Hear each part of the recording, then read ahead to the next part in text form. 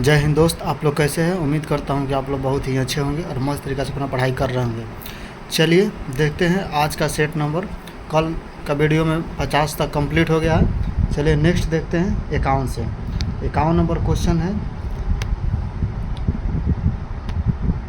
51 number question है कि शुष्क अमोनिया का लिटमस पेपर पर कोई असर नहीं होता है। शुष्क अमोनिया का लिटमस पेपर पर कोई असर नहीं होता है। चलिए देखते हैं। ऑप्शन नंबर ए सही है, 2 गलत, 3 वायुमंडलीय दबाव में सही, 4 उच्च वायुमंडलीय दबाव में गलत। अगर आपको आंसर मालूम है तो कमेंट बॉक्स में पिन कीजिएगा। चलिए इसका आंसर ए नंबर होगा, सही।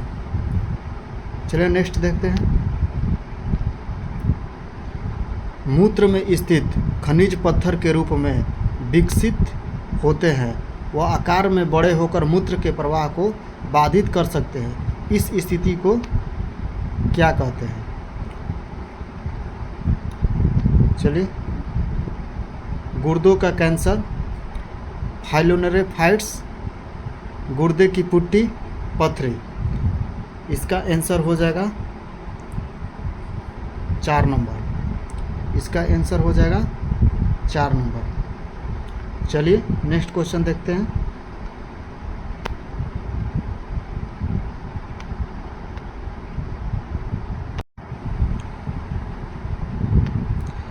चलिए, प्रकाश संश्लेषण की क्रिया के संदर्भ में असंगत को अलग करें। पहला कार्बन डाइऑक्साइड, 2 पानी, 3 क्लोरोफिल, 4 ग्लूकोज। चलिए इसका आंसर हो जाएगा ग्लूकोज। चलिए नेक्स्ट क्वेश्चन देखते हैं। वायुमंडल की ओजोन परत से संरक्षण मिलती है। वायुमंडल की ओजोन परत हमारा संरक्षण करता है न किस किरण? प्रकाश की ऊर्जा से, कि आई किरणें से, कि गर्मी की तरंगे से, कि यूवी किरणें से। चलिए इसका आंसर हो जाएगा 4 नंबर, यूवी किरणें से। चलिए नेक्स्ट देखते हैं। फोटोवोल्टिक सेल का दूसरा नाम क्या है? तो फोटोवोल्टिक सेल का दूसरा नाम देखिए। पहला सौर सेल, सौर कुकर, सौर रोशनी, सौर पैनल। चलिए तो इसका आंसर हो जाएगा ए नंबर, यानी कि सौर सेल। इसका आंसर हो जाएगा सौर सेल। चलिए नेक्स्ट क्वेश्चन देखते हैं कि बायोगैस विशेष रूप से उन विभिन्न गैसों के मिश्रण को दर्शाता है जो की अनुपस्थिति में कार्बनिक पदार्थों के विभाजन से पैदा होता है। चलिए इसका आंसर हो जाएगा ए, यानी कि ऑक्सीजन। चलिए नेक्स्ट क्वेश्चन देखते हैं।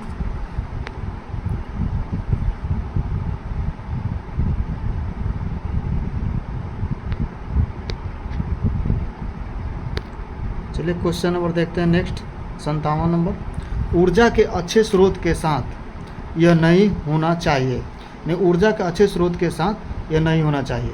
परिवहन के लिए आसान, उपयोग के लिए आसान, कि निःशेष होने के लिए सरल, कि एक भी नहीं। तो इसका आंसर हो जाएगा निःशेष होने के लिए सरल। चलिए नेक्स्ट क्वेश्चन देखते हैं। पनबिजली को शक्ति भी कहते हैं। हाइड्रल, ज्वारीय, सौर और चांद्र। तो इसका आंसर हो जाएगा हाइड्रल। पनबिजली को हाइड्रल शक्ति भी कहते हैं। चलिए नेक्स्ट क्वेश्चन देखते हैं। उस प्रक्रिया का नाम बताएं जिसमें भारी परमाणु के नाभिक पर कम ऊर्जा वाले न्यूट्रॉन से बमबारी करने पर वह 2 अपेक्षाकृत हल्के नाभिक में विभाजित होता है और बड़े पैमाने पर ऊर्जा मुक्त होता है। तो देखिए, नाभिकीय संलयन है, नाभिकीय विखंडन है, ऑक्सीडेशन है और रिडक्शन है। तो देखिए जब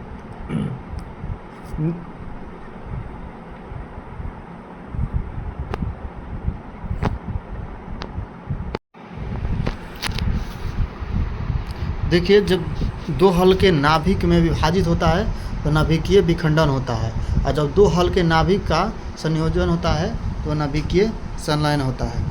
चलिए नेक्स्ट क्वेश्चन देखते हैं 60 नंबर। चिपको आंदोलन कहते हैं। तो देखिए, लकड़हारों से बचाने के लिए पेड़ों को गले लगाओ, शिकारियों से बचाने के लिए जानवरों को गले लगाया। उद्योगपतियों से बचाने के लिए प्राकृतिक संसाधनों को गले लगाओ। तेल कंपनियों से बचाने के लिए प्राकृतिक गैस संसाधनों को गले लगाओ। तो देखो, चिपको आंदोलन जो है वो सुंदरलाल बहुगुणा के नेतृत्व में शुरू किया गया था, जिसमें लकड़हारों से बचाने के लिए पेड़ों को गले लगाओ। आंसर नंबर ए सही है। आंसर नंबर ए सही है। चलिए नेक्स्ट नंबर क्वेश्चन देखते हैं। ऐसी प्रक्रिया जिसमें आर्द्रता पौधे में जड़ों से पत्तियों के नीचे स्थित छोटे छोटे छिद्र तक पहुंचाई जाती है, जहां वह वाष्प में परिवर्तित होता है, वातावरण में मुक्त की जाती है। तो देखिए इसका हो जाएगा आंसर नंबर 4, वाष्पोत्सर्जन। चलिए नेक्स्ट क्वेश्चन देखते हैं। एरोबिक श्वसन वह होता है, एरोबिक श्वसन कौन होता है? देखिए, जिसमें कार्बन डाइऑक्साइड की आवश्यकता होती है, जिसमें ऑक्सीजन की आवश्यकता होती है और बहुत सारी ऊर्जा मुक्त होती है। जिसमें ऑक्सीजन की आवश्यकता नहीं होती है, लेकिन स्टार्टिंग मटेरियल के प्रति मोल बहुत कम ऊर्जा लगती है, जिसमें बिल्कुल ऊर्जा मुक्त नहीं होती है। तो चलिए इसका आंसर हो जाएगा 2 नंबर, जिसमें ऑक्सीजन की आवश्यकता होती है और बहुत सारी ऊर्जा मुक्त होती है। चलिए नेक्स्ट देखते हैं 63 क्वेश्चन नंबर।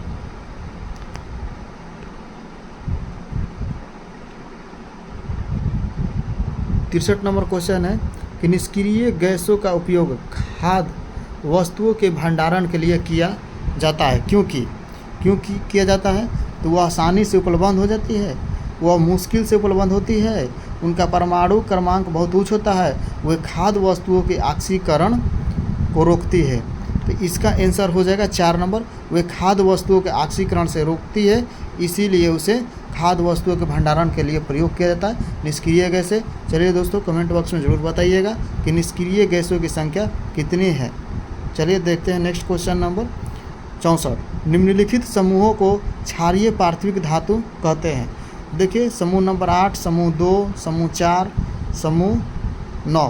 तो इसका हो जाएगा 2 नंबर, यानी कि क्षारीय पार्थिव धातु इसी समूह को कहते हैं। चलिए नेक्स्ट क्वेश्चन देखते हैं कि प्लास्टिक थैले की तुलना में कपड़े के थैले का लाभ यह है कि वह अधिक मजबूत होता है, वह पर्यावरणीय अनुकूल होता है, वह आसानी से उपलब्ध होता है, वह सुंदर होता है। तो देखिए इसका आंसर हो जाएगा वह पर्यावरण अनुकूल होता है, यानी कि वह सड़ गल जाता है, इसीलिए वह पर्यावरण के अनुकूल होता है। चलिए नेक्स्ट क्वेश्चन देखते हैं।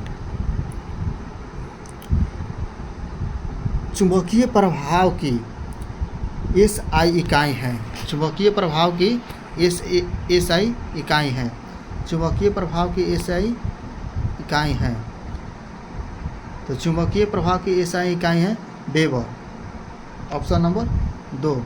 चलिए नेक्स्ट देखते हैं। एक ही प्रजाति के संतानों का संरचनात्मक स्वरूप उस प्रजाति के माता पिता और अन्य सदस्यों के जैसा होता है। यह इसलिए होता है क्योंकि उनका DNA एक सा है, उनकी आदतें एक सी है, उनके परिवेश एक सा है, उनका भोजन एक सा है। तो देखिए दोस्तों इसका आंसर हो जाएगा ए, उनका DNA एक जैसा होता है, यानी कि माता पिता और बच्चे का DNA एक जैसा होता है। ठीक है, चलिए नेक्स्ट क्वेश्चन देखते हैं। 68 नंबर कह रहा है, 68 नंबर कह रहा है कि ऑक्सीजन युक्त रक्त के फेफड़ों से हृदय तक ले जाती है। तो फेफड़े की धमनी, फेफड़े की नस, RBC, WBC। तो इसका आंसर हो जाएगा फेफड़े की नस। चलिए नेक्स्ट देखते हैं 69 नंबर। कोई भी वस्तु तब तक स्थिर या सीधी रेखा में एक सी गति में रहेगी जब तक किसी बाहरी बल की गति विधिया उसे अपनी स्थिति बदलने पर मजबूर नहीं करता है। तो न्यूटन का गति का कौन सा नियम पढ़ाता है? न्यूटन गति का पहला नियम, न्यूटन गति का दूसरा, न्यूटन गति का तीसरा। देखिए इसमें आंसर हो जाएगा आपका ए नंबर, न्यूटन के गति का पहला नियम। चलिए नेक्स्ट क्वेश्चन देखते हैं। को छोड़कर कर्मण धातुओं का गलनांक और कथनांक उच्च होता है, यानी किसको छोड़कर संक्रमण धातुओं का गलनांक और कथनांक उच्च होता है, तो पारा को छोड़कर। इसका आंसर हो जाएगा पारा, 3 नंबर। चलिए नेक्स्ट देखते हैं। 68 डिग्री फ़ारेनहाइट सेंटीग्रेड पैमाने पर कितनी डिग्री के बराबर होती है? तो देखिए 68 डिग्री फ़ारेनहाइट है, जब इसे सेंटीग्रेड में चेंज करेंगे तो इसका आंसर हो जाएगा 20। आप चेंज कर लीजिएगा, इसका होता है एक सूत्र C/5 माइनस F माइनस 32/9। अगर इस पर आप बैठाएंगे तो आंसर निकल जाएगा, यानी C का मान आ जाएगा, C का मान वो 20 आ जाएगा। चलिए नेक्स्ट क्वेश्चन देखते हैं। निम्नलिखित में कौन सी मूल इकाई है?